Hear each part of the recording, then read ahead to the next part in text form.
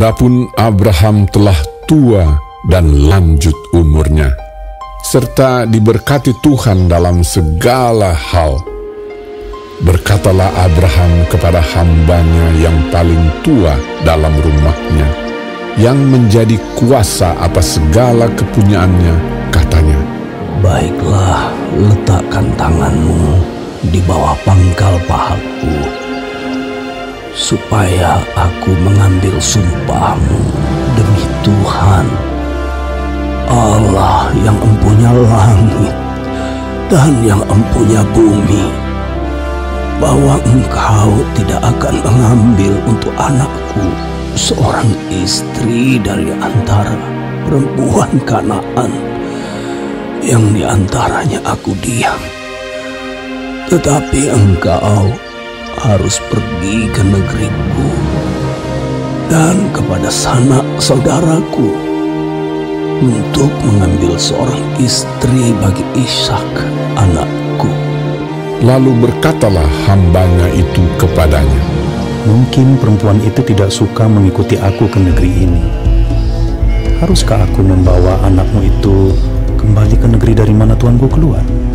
Tetapi Abraham berkata kepadanya, "Awas, jangan kau bawa anakku itu kembali ke sana. Tuhan, Allah yang empunya langit, yang telah memanggil aku dari rumah ayahku serta dari negeri sanak saudaraku, dan yang telah berfirman kepadaku serta yang bersumpah kepadaku demikian, kepada keturunanmu lah akan kuberikan negeri ini. Dialah juga akan mengutus malaikatnya berjalan di depanmu, sehingga engkau dapat mengambil seorang istri dari sana untuk anakku. Tetapi jika perempuan itu tidak mau mengikuti engkau, maka lepaslah engkau dari sumpahmu kepadaku ini. Hanya saja janganlah anakku itu kau bawa kembali ke sana." Lalu hamba itu meletakkan tangannya di bawah pangkal paha Abraham, tuannya, dan bersumpah kepadanya tentang hal itu. Kemudian hamba itu mengambil 10 ekor dari unta tuannya dan pergi dengan membawa berbagai-bagai barang berharga kepunyaan tuannya. Demikianlah ia berangkat menuju Aram, Mesopotamia, ke kota Nahor. Di sana disuruhnyalah unta itu berhenti di luar kota dekat suatu sumur pada waktu petang hari, waktu perempuan-perempuan keluar untuk menimba air. Lalu berkatalah ia, "Tuhan, Allah Tuanku Abraham, buatlah kiranya tercapai tujuanku pada hari ini. Tunjukkanlah kasih setiamu kepada Tuanku Abraham. Di sini aku berdiri di dekat mata air, dan anak-anak perempuan penduduk kota ini datang keluar untuk menimba air. Kiranya terjadilah begini, anak gadis, kepada siapa aku berkata, 'Tolong miringkan buyungmu itu, supaya aku minum,' dan yang menjawab, 'Minumlah, dan unta-untamu juga akan kuberi minum.' Dialah kiranya yang kau tentukan bagi hambamu Ishak. Maka dengan begitu akan ku ketahui bahwa engkau telah menunjukkan kasih setiamu kepada tuanku itu." Sebelum ia selesai berkata, maka datanglah Ribka yang lahir bagi Betuel, anak laki-laki Milka, istri Nahor, saudara Abraham. Buyungnya dibawanya di atas bahunya. Anak gadis itu sangat cantik parasnya, seorang perawan, belum pernah bersetubuh dengan laki-laki. Ia turun ke mata air itu dan mengisi buyungnya, lalu kembali naik. Kemudian berlarilah hamba itu mendapatkannya serta berkata, "Tolong beri aku minum air sedikit dari buyungmu itu." Jawabnya, "Minumlah, Tuan." maka segeralah diturunkannya buyungnya itu ke tangannya, serta diberinya dia minum.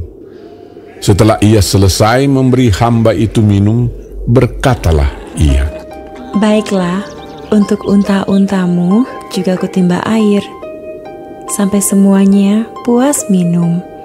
Kemudian segeralah dituangnya air yang dibuyungnya itu ke dalam palungan.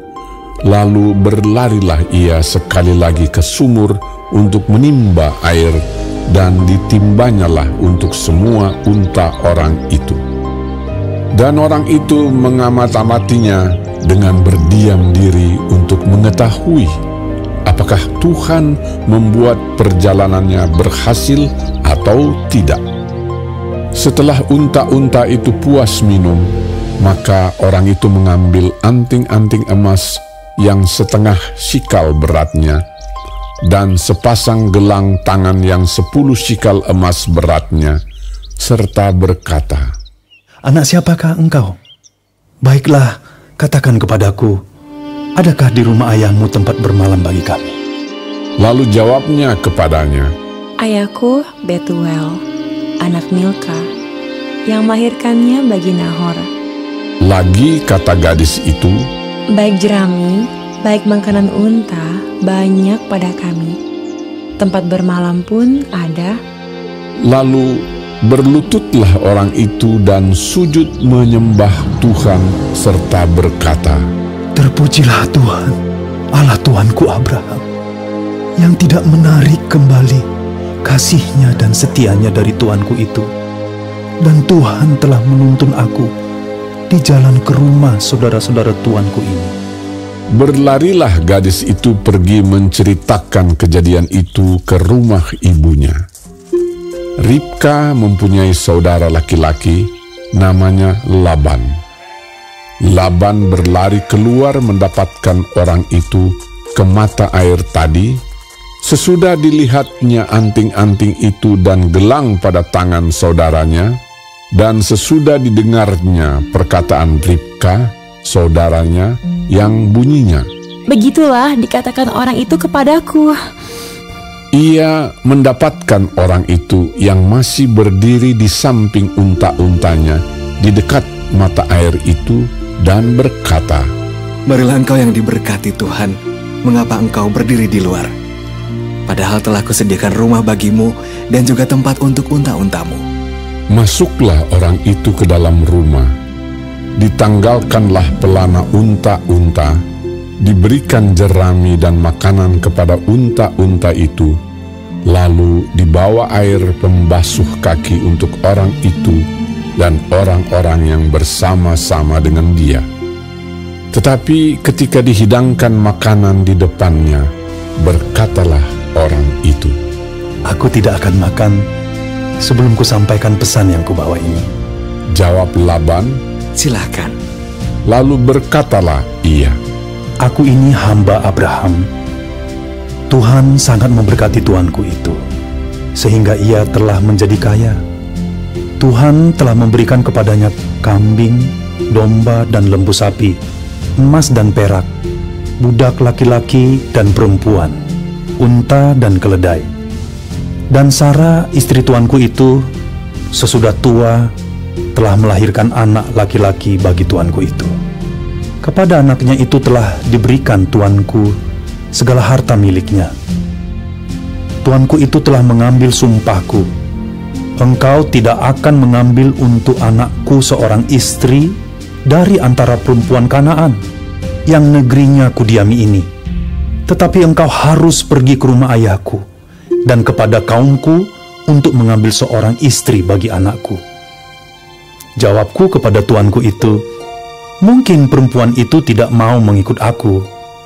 Tetapi katanya kepadaku, "Tuhan, yang di hadapannya aku hidup, akan mengutus malaikatnya menyertai engkau, dan akan membuat perjalananmu berhasil, sehingga engkau akan mengambil bagi anakku seorang istri dari kaumku, dan dari rumah ayahku. Barulah engkau lepas dari sumpahmu kepadaku. Jika engkau sampai kepada kaumku, dan mereka tidak memberikan perempuan itu kepadamu, hanya dalam hal itulah engkau lepas dari sumpahmu kepadaku. Dan hari ini, aku sampai ke mata air tadi, lalu kataku, Tuhan, Allah Tuanku Abraham, sudilah kiranya engkau membuat berhasil perjalanan yang kutempuh ini. Di sini aku berdiri di dekat mata air ini. Kiranya terjadi begini. Apabila seorang gadis datang keluar untuk menimba air, dan aku berkata kepadanya, tolong berikan aku minum air sedikit dari buyungmu itu. Dan ia menjawab, minumlah, dan untuk unta-untamu juga akan kutimba air. Dialah kiranya istri yang telah Tuhan tentukan bagi anak tuanku itu. Belum lagi aku habis berkata dalam hatiku, Ribka telah datang membawa buyung di atas bahunya dan turun ke mata air itu, lalu menimba air. Kataku kepadanya, tolong berikan aku minum. Segeralah ia menurunkan buyung itu dari atas bahunya serta berkata, minumlah, dan unta-untamu juga akan kuberi minum. Lalu aku minum, dan unta-unta itu juga diberinya minum. Sesudah itu aku berkata kepadanya, anak siapakah engkau? Jawabnya, ayahku Betuel, anak Nahor yang dilahirkan Milka. Lalu aku mengenakan anting-anting pada hidungnya dan gelang pada tangannya. Kemudian berlututlah aku dan sujud menyembah Tuhan, serta memuji Tuhan, Allah Tuanku Abraham, yang telah menuntun aku di jalan yang benar untuk mengambil anak perempuan saudara tuanku ini bagi anaknya. Jadi sekarang, apabila kamu mau menunjukkan kasih dan setia kepada tuanku itu, beritahukanlah kepadaku, dan jika tidak, beritahukanlah juga kepadaku, supaya aku tahu entah berpaling ke kanan atau ke kiri. Lalu Laban dan Betuel menjawab, semuanya ini datangnya dari Tuhan. Kami tidak dapat mengatakan kepadamu baiknya atau buruknya. Lihat, Ribka ada di depanmu. Bawalah dia dan pergilah, supaya ia menjadi istri anak Tuhanmu, seperti yang difirmankan Tuhan. ketika hamba Abraham itu mendengar perkataan mereka, sujudlah ia sampai ke tanah menyembah Tuhan. Kemudian hamba itu mengeluarkan perhiasan emas dan perak serta pakaian kebesaran dan memberikan semua itu kepada Ribka. Juga kepada saudaranya dan kepada ibunya diberikannya pemberian yang indah-indah. Sesudah itu makan dan minumlah mereka, ia dan orang-orang yang bersama-sama dengan dia, dan mereka bermalam di situ. Paginya sesudah mereka bangun, berkatalah hamba itu, "Lepaslah aku pulang kepada tuanku." Tetapi saudara Ribka berkata, serta ibunya juga, "Biarkanlah anak gadis itu tinggal pada kami barang 10 hari lagi. Kemudian bolehlah engkau pergi." Tetapi jawabnya kepada mereka, "Janganlah tahan aku, sedang Tuhan telah membuat perjalananku berhasil. Lepaslah aku, supaya aku pulang kepada tuanku." Kata mereka, "Baiklah, kita panggil anak gadis itu dan menanyakan kepadanya sendiri." Lalu mereka memanggil Ribka dan berkata kepadanya, "Maukah engkau pergi beserta orang ini?" Jawabnya, "Mau." Maka Ribka, saudara mereka itu, dan inang pengasuhnya beserta hamba Abraham dan orang-orangnya dibiarkan mereka pergi. Dan mereka memberkati Ribka. Kata mereka kepadanya, "Saudara kami, moga-moga engkau menjadi beribu-ribu laksa, dan moga-moga keturunanmu menduduki kota-kota musuhnya." Lalu berkemaslah Ribka beserta hamba-hambanya perempuan, dan mereka naik unta mengikuti orang itu. Demikianlah hamba itu membawa Ribka lalu berjalan pulang. Adapun Ishak telah datang dari arah sumur Lahai Roi. Ia tinggal di tanah Negeb. Menjelang senja, Ishak sedang keluar untuk berjalan-jalan di padang. Ia melayangkan pandangnya, maka dilihatnyalah ada unta-unta datang. Ribka juga melayangkan pandangnya, dan ketika dilihatnya Ishak, turunlah ia dari untanya. Katanya kepada hamba itu, "Siapakah laki-laki itu yang berjalan di padang ke arah kita?" Jawab hamba itu, "Dialah tuanku itu." Lalu Ribka mengambil telekungnya dan bertelekunglah ia. Kemudian hamba itu menceritakan kepada Ishak segala yang dilakukannya. Lalu Ishak membawa Ribka ke dalam kemah Sarah, ibunya, dan mengambil dia menjadi istrinya. Ishak mencintainya, dan demikian ia dihiburkan setelah ibunya meninggal.